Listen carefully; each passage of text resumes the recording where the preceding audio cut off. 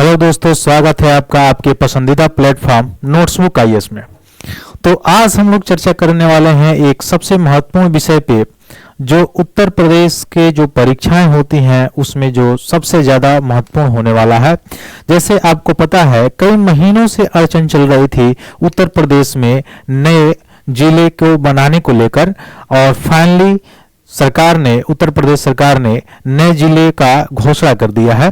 और आपको पता भी होगा कि पहले पूरे उत्तर प्रदेश में 75 जिले थे, अभी जो है एक नया जिला सृजन किया गया है, 76वां जिला बन गया है। यानी अब उत्तर प्रदेश में 75 नहीं बल्कि अब कितने जिले हो गए हैं, तो 76 जिले हो गए हैं। ठीक है, तो ये याद रखिएगा, उत्तर प्रदेश में जिलों की संख्या अब 75 नहीं रही बल्कि 76 हो गई। अच्छा, जिले बनाए क्यों जाते हैं अलग अलग? जो जिले बनाए जाते हैं मुख्य रूप से एक तो भौगोलिक कारण होता है, जनसंख्या कारण होता है, ये सारी चीजें होती है, छोटे छोटे डिवीजन करके, ताकि मुख्य रूप से वहां पे डेवलपमेंट किया जा सके। ठीक है, तो ये जो जिला बनाया गया है, जो 76वां जिला बनाया गया है, वह कौन सा जिला है? उसका नाम है महाकुंभ मेला। महाकुंभ मेला क्षेत्र नाम से नया जिला बना है, जो प्रयागराज में ही है मुख्य रूप से। पहले प्रयागराज का, जैसे आपको पता है, ये प्रयागराज में गंगा, यमुना और सरस्वती 3 नदियों का संगम है, और इन तीनों नदियों के संगम पे महाकुंभ का आयोजन किया जाता है, जो कि 2025 में होने वाला है। अब इसी महाकुंभ के मद्देनजर रखते हुए उत्तर प्रदेश सरकार ने फैसला लिया है कि मुख्य रूप से एक नए जिले का सृजन करने के लिए उस जिले का नाम होगा महाकुंभ मेला क्षेत्र होगा। अब रही बात महाकुंभ की बात, अगर हम लोग कर लें तो महाकुंभ कितने वर्ष पे लगता है, तो आपको पता होगा कि महाकुंभ मुख्य रूप से 12 वर्ष पे लगता है। और कहां कहां पे लगता है महाकुंभ, तो आप देखेंगे कि महाकुंभ का जो मेला है कितने स्थानों पे लगता है? पूरे भारत भर में 4 स्थानों पे लगता है।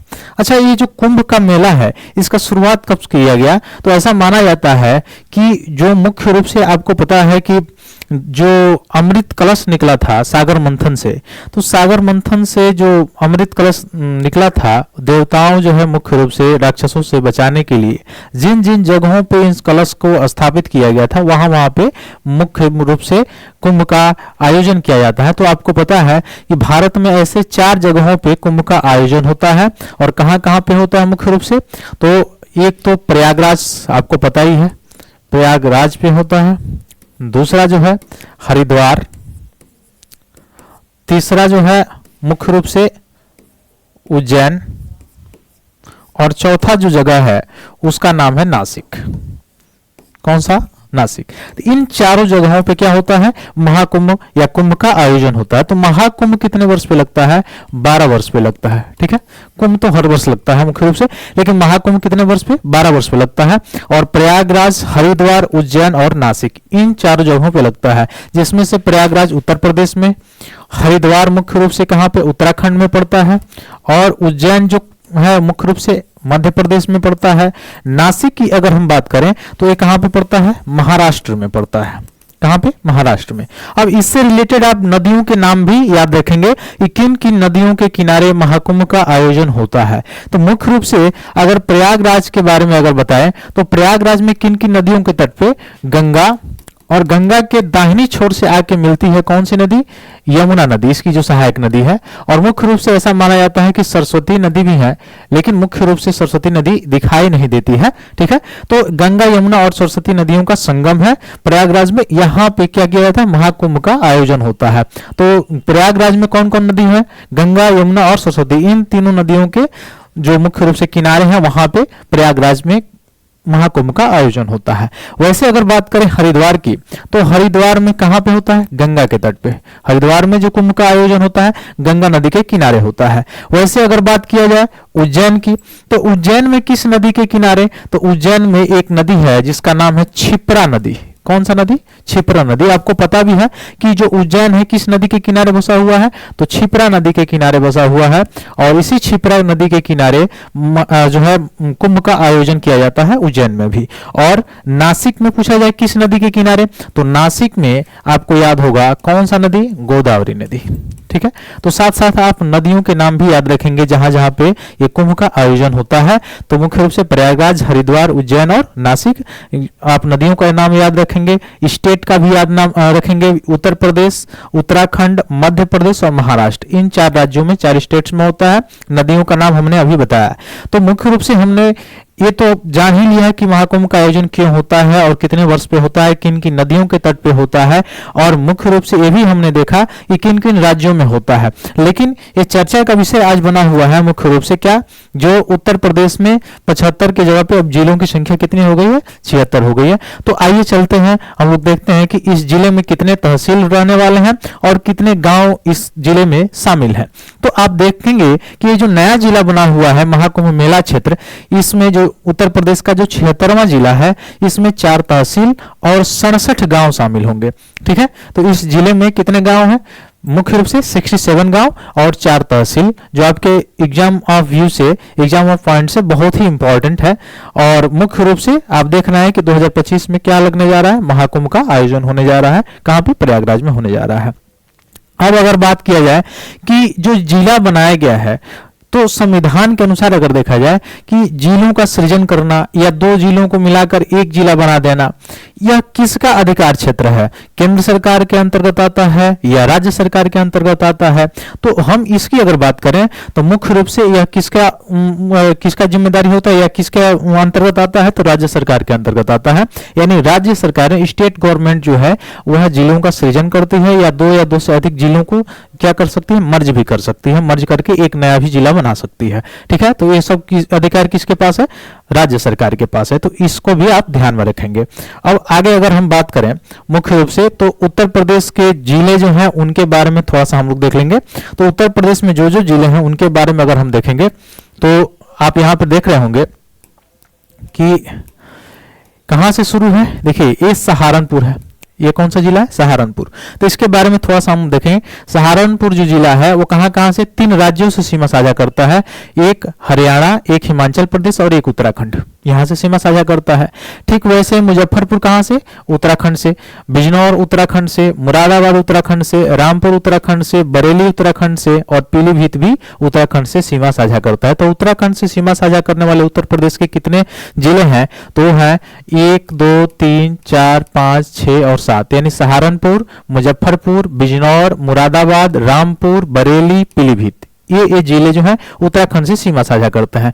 वही बात अगर करें सहारनपुर, शामली, बागपत जो हो गया वह, या गाजियाबाद जो हो गया, या फिर से मुख्य रूप से अगर देखें तो ये हिमाचल प्रदेश और हरियाणा और उत्तराखंड तीनों से सीमा साझा करने वाला कौन है, तो ये याद रखिएगा सहारनपुर। यहां से प्रश्न पूछा जा सकता है।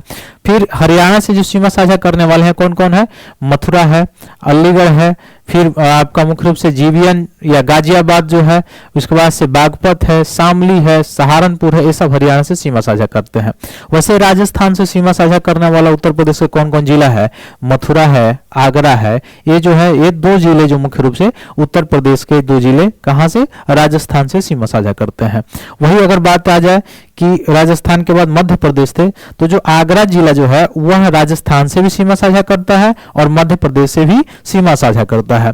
वैसे ही अगर देखा जाए कि मध्य प्रदेश से कितने जिले सीमा साझा करते हैं, तो आप देख सकते हैं आगरा, इटावा, उसके बाद से जालौन, फिर झांसी, फिर ललितपुर, फिर महोबा, फिर बंदा, फिर उसके बाद से चित्रकूट, फिर प्रयागराज, फिर मिर्जापुर, फिर सोनभद्र, और मुख्य रूप से ये जो जिले हैं, यानी मुख्य रूप से कितने जिले हो रहा है, 1, 2, 3, 4, 5, 6, 7, 8, 9, 10, 11 जिले आप देख रहे हैं कहां से सीमा साझा कर रहा है, मध्य प्रदेश से। तो 11 जिले जो है उत्तर प्रदेश के मध्य प्रदेश से सीमा साझा करते हैं। वो कौन कौन से हैं, आगरा है, इटावा है, आपका जालौन, फिर झांसी, फिर ललितपुर है, फिर महोबा है, फिर बांदा है, फिर चित्रकूट है, फिर प्रयागराज है और फिर मिर्जापुर है, फिर सोनभद्र है। अब सोनभद्र के बारे में आप याद रखिएगा कि जो ये सोनभद्र जिला है ना, ये मुख्य रूप से कहां से, इधर से देखिए मध्य प्रदेश से, इधर से छत्तीसगढ़ से, इधर से झारखंड से और इधर से बिहार से, यह 4 राज्यों से सीमा साझा करता है जो सोनभद्र जिला है। तो उत्तर प्रदेश का जो सोनभद्र जिला है वह 4 स्टेट से क्या करता है, सीमा साझा करता है, बाउंड्री लगाता है। वह स्टेट कौन कौन है, मध्य प्रदेश है, छत्तीसगढ़ है, झारखंड है और बिहार है। यहाँ से यानी सबसे ज्यादा अगर पूछा जाए उत्तर प्रदेश का कौन ऐसा जिला है जो सर्वाधिक राज्यों से सीमा साझा करता है, तो है सोनभद्र जिला। उसके बाद अगर हम देखें कि बिहार से कौन कौन जिला सीमा साझा करता है, तो चंदौली, फिर गाजीपुर, फिर बलिया, देवरिया, कुशीनगर और मुख्य रूप से थोड़ा सा हिस्सा महाराजगंज का भी क्या होता है, सीमा साझा होता है। किससे, बिहार से। तो बिहार से सीमा साझा करने वाले कौन कौन राज्य कौन कौन जिले हैं उत्तर प्रदेश के, तो वो है चंदौली, गाजीपुर, बलिया, देवरिया, कुशीनगर, महाराजगंज। ठीक है, तो ये तो हो गया अलग अलग भारत के राज्यों से सीमा साझा करने वाला। दूसरा चीज ये भी पूछ सकता है कि किसी अन्य देश से सीमा साझा करना, जैसे नेपाल से, नेपाल अन्य देश है, तो किसी विदेशी जो देश है मुख्य रूप से वहां से सीमा साझा करने वाला कौन कौन राज्य है उत्तर प्रदेश का, तो है कौन, पीलीभीत है, फिर लखीमपुर खीरी है, फिर आपका बहराइच है, फिर श्रावस्ती है, बलरामपुर है, फिर सिद्धार्थनगर है और महाराजगंज है। यानी 1 2 3 4 5 6 7 जिले जो हैं वह कहाँ कहाँ सीमा साझा कर रहे हैं, नेपाल से इंटरनेशनल बाउंड्री लगा रहे हैं। ठीक है, नेपाल से सीमा साझा कर रहे हैं। वो कौन कौन जिले हैं, पीलीभीत है, फिर लखीमपुर खीरी है, फिर बहराइच है, श्रावस्ती है, बलरामपुर है, सिद्धार्थनगर है, महाराजगंज है। ये जिले जो है नेपाल से सीमा साझा करते हैं। तो इसको हम लोग देखेंगे, इसको याद रखिएगा। आगे अगर हम चलें तो एक बहुत ही इंपॉर्टेंट डेटा आप लोगों के सामने है, जो खास करके उत्तर प्रदेश जो पीसीएस का एग्जाम है उसमें इंपॉर्टेंट हो सकता है। नेशनल फैमिली जो हेल्थ सर्वे है उसका 5वें नंबर का 5वें राउंड का जो है डेटा आ गया है 2020-21 का। ठीक है, उत्तर प्रदेश का। तो उत्तर प्रदेश का जो देखा जाए इसमें फैक्ट दिया होगा किसके अनुसार, नेशनल फैमिली हेल्थ सर्वे यानी राष्ट्रीय परिवार स्वास्थ्य सर्वेक्षण। इसका पूरा नाम क्या है, राष्ट्रीय परिवार स्वास्थ्य सर्वेक्षण 2020-21 5वें राउंड का। तो इसके बारे में थोड़ा सा हम लोग देखेंगे कौन डेटा निकालता है मुख्य रूप से। तो डेटा कौन निकालता है, जो मिनिस्ट्री है हेल्थ एंड फैमिली वेलफेयर, उसने ये डेटा निकाला हुआ है। तो देखेंगे इसके बारे में उत्तर प्रदेश का जो आंकड़ा है मुख्य रूप से क्या दिखाता है। और चौथे राउंड का जो इसका आंकड़ा आया था कब आया था, 2015-16 में आया था। 5वें राउंड का 2020-21 में आया हुआ है। तो इसको हम लोग देखेंगे। तो इसमें दिखा रहा है कि पॉपुलेशन और हाउस होल्ड प्रोफाइल अगर देखें तो female population age 6 year and above who are attend the school, यानी 6 वर्ष से अधिक उम्र की जो महिलाएं हैं जो स्कूल अटेंड कर रही हैं उनकी प्रतिशतता दिखाया है इसमें। शहरी क्षेत्रों में दिखाया है 76%, रूरल में 64.6%, टोटल 67.4% है। और वही जो चौथे राउंड का जो सर्वे था उसमें 63% टोटल था जो महिलाओं का साक्षरता, जो 6 वर्ष से एबव की जो बच्चियां हैं लड़कियां हैं उनका दिखाया था उस समय कितना, 63। तो थोड़ा सा बढ़ोतरी इसमें दिखाई दिया है। हाँ, इसमें अर्बन और रूरल में थोड़ा सा असमानता गैप ज्यादा है। अर्बन में 76.2 है और रूरल में कितना है, 64.6 है। इसको याद रखिए। टोटल 67.4 यानी टोटल बढ़ोतरी कितनी हुई है, 4.4 की, 4.4% की बढ़ोतरी हुई है। 6 वर्ष से अधिक की उम्र की जो लड़कियां हैं उनको स्कूलिंग में उनके अटेंडेंस, स्कूली जो अटेंडेंस है उसमें 4.4% की वृद्धि देखने को मिली है। फिर population below age 15 years percent, यानी 15 वर्ष से कम का जो पॉपुलेशन है उसका अगर देखा जाए तो अर्बन में 26.7 और रूरल में 32.4 है। माने रूरल में यहाँ पे आपको ज्यादा देखने को मिलेगा। मुख्य रूप से टोटल चौथे राउंड में ज्यादा था, यहाँ में थोड़ा सा कम दिखाई दे रहा है, यानी कम हुआ है। वैसे देखा जाए कि sex ratio total population females पर, इसको याद रखिएगा, ये बहुत इंपॉर्टेंट है सेक्स रेशियो के बारे में। जो लिंगानुपात है टोटल उत्तर प्रदेश में दिखाया गया है, 1000 मेल्स पर जो फीमेल्स की संख्या होती है उसी को लिंगानुपात कहते हैं। तो इस समय अर्बन में कितना है, 961 यानी 961। और वही रूरल में थोड़ा सा बहुत ही ज्यादा मात्रा में सुधार देखने को मिल रहा है। यहाँ पे नेशनल जो फैमिली हेल्थ सर्वे का जो डेटा है उसके अनुसार रूरल में कितना है, 1036 और मैंने शहरी में कितना है, 961, ग्रामीण में कितना है, 1036 है, टोटल 1017 है। वही चौथे राउंड में कितना था, 995 था। ठीक है, इसको तो हम लोग देख रहे थे कि सेक्स रेशियो जो है, लैंगिक जो अनुपात है, यानी 1000 जो पुरुष हैं उस पर महिलाओं की जो संख्या होती है उसको लिंगानुपात कहा जाता है। तो अर्बन में देखिए घटा है, 961 हो गया है, लेकिन वही रूरल एरिया में अगर आप देखते हैं, ग्रामीण क्षेत्रों में, तो 1036 है, बढ़ा हुआ दिखाई दे रहा है। और टोटल की अगर बात करें तो 1017 हो गया है। इसका मतलब जो लिंगानुपात है उत्तर प्रदेश में वह सुधार हुई है लिंगानुपात में, यानी 1000 पुरुषों पर 1017 महिलाएं हैं इस समय, अगर नेशनल फैमिली हेल्थ सर्वे का डेटा देखा जाए तब। और वही फोर्थ राउंड की जो डेटा थी 2015-16 में, देखिए कितना थी, 995 थी। इसका मतलब बढ़ोतरी हुई है और सुधार हुआ है। तो एक अच्छा, अगर इस डेटा को लेकर देखा जाए तो एक अच्छा पहल है। तो इसको याद रखिएगा, 1017 है वर्तमान में। ठीक है, रूरल में अगर पूछे तो 1036 और अर्बन में पूछे शहरी में तो 961। इसको याद रखिए, इंपॉर्टेंट डेटा है। ठीक है, आगे देखिए sex ratio at birth of children born in last 5 year, इतना उसको याद रखना जरूर नहीं है। आगे अगर देखा जाए कि कितने प्रतिशत 15 वर्ष से 49 वर्ष की जो महिलाएं हैं उनमें लिटरेट कितने हैं, और मेन या जो पुरुष हैं और जो महिला हैं उनमें कितने परसेंट माने साक्षरता है, उसके बारे में, साक्षरता के बारे में डेटा दिया हुआ है। तो साक्षरता के बारे में वुमेन हु आर लिटरेट, यानी ऐसी महिला जो लिटरेट है, साक्षर है, उसकी बात किया जाए तो अर्बन में 77.2 है, ग्रामीण में 62.4 है, टोटल 66.1 है।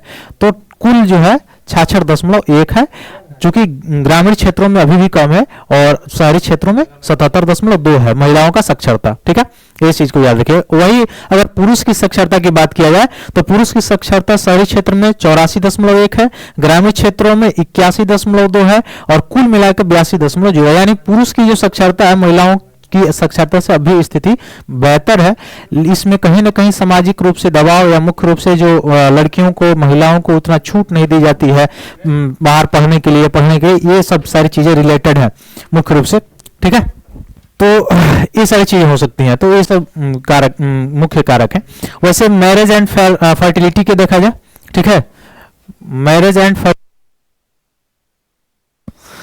तो उसमें देखा जाए तो वुमेन जो 20 से 24 वर्ष बिफोर एज, यानी ऐसी महिलाएं जो 20 से 24 इयर्स में मैरिड हुई हैं, बिफोर एज 18 इयर्स, यानी जो 18 वर्ष से कम में ही उनका मैरिड हो गया है। और वही पुरुष की बात किया जाए 25 से 29 वर्ष में मैरिड बिफोर एज 21 इयर्स, तो वो कितनी परसेंटेज है, 17.1, 25.4 शहरी ग्रामीण में है।